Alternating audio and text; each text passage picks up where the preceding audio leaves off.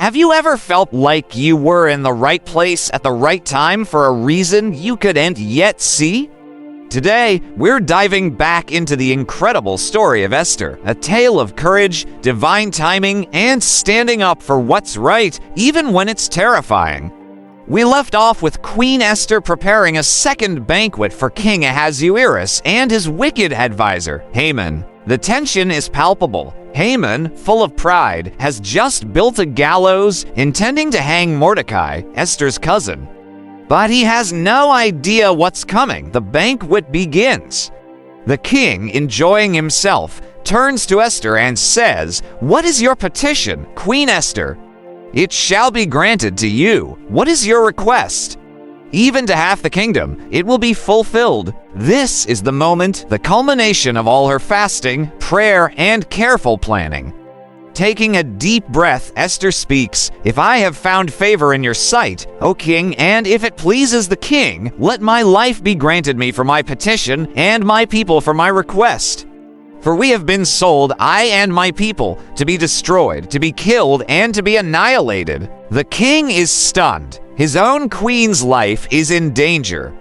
Who is he and where is he? The king demands. Who would dare to do this? And then, with all the courage she can muster, Esther points directly at the man who had been feasting beside them. A foe and an enemy, this wicked Haman. The scene explodes. The king storms out in a rage. Haman, his world collapsing around him, falls at Esther's feet to beg for his life. Just then, the king returns, sees Haman on Esther's couch, and misinterprets the situation entirely. It's the final straw. The king's attendants cover Haman's face, and one points out the very gallows Haman had built for Mordecai. In a stunning reversal of fortune, the king orders, "Hang him on it." And just like that, the architect of a terrible plot is caught in his own trap, but the story isn't over. Haman is gone, but his evil decree to destroy all the Jewish people throughout the kingdom still stands. The law, once sealed with the king's ring, cannot be revoked. So, what can be done?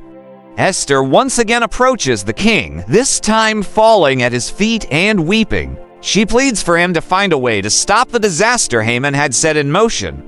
The king, moved by her love for her people, gives her and Mordecai his signet ring, the very symbol of his authority.